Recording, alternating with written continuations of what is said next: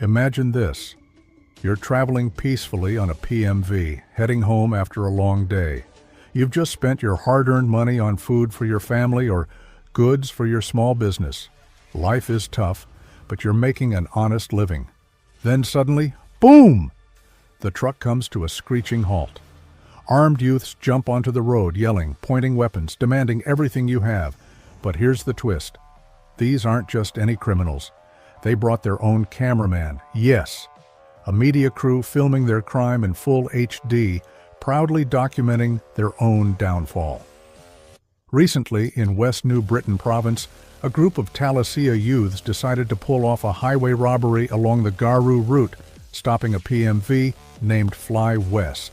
These young men, strong and capable, could have used their energy to work in the province's booming oil palm industry or start a small business.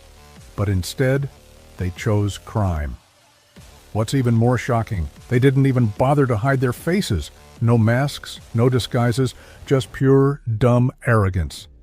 After robbing hard-working men and women, they proudly uploaded their loot onto social media, flexing like they just won a lottery. But guess who else was watching? The public, the victims, and most importantly, the police. You'd think they'd try to stay low after a crime, right?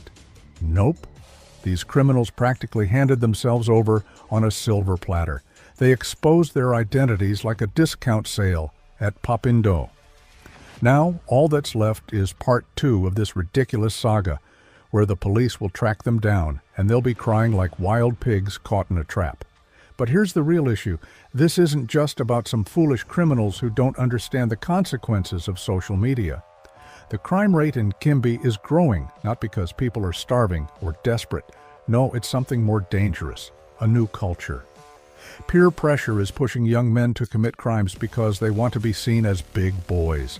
If they pull off a robbery, they earn a name, a twisted badge of honor. Some feel left out, so they join gangs to fit in. Others do it for reputation and street credibility. The more crimes they commit, the more feared they become. And at the core of it all, many of these criminals were raised in homes where parents lost control.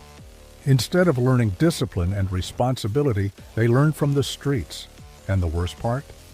Even small kids in Kimbe now dream of becoming rascals. They tell stories about criminals like they're superheroes.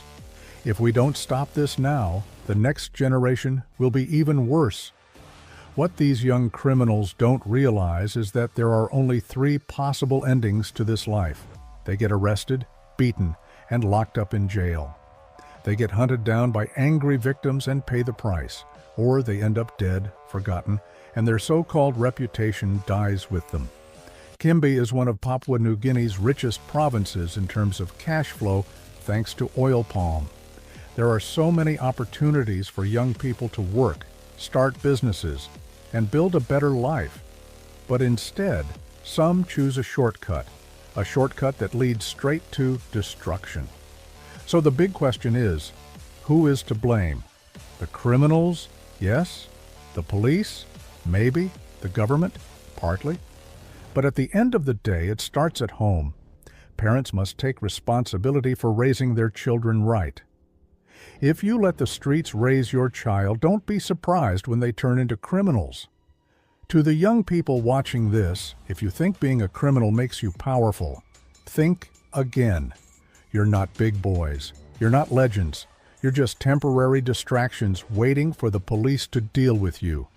The real big boys are the ones who work hard, make an honest living, and build a future. Crime isn't cool. It's a shortcut to nowhere. And to the people of Kimbe, stay alert, stay safe.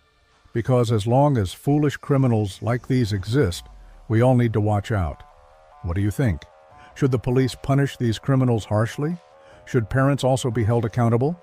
Let me know in the comments below. Don't forget to like, share, and subscribe for more real stories from Papua New Guinea and beyond.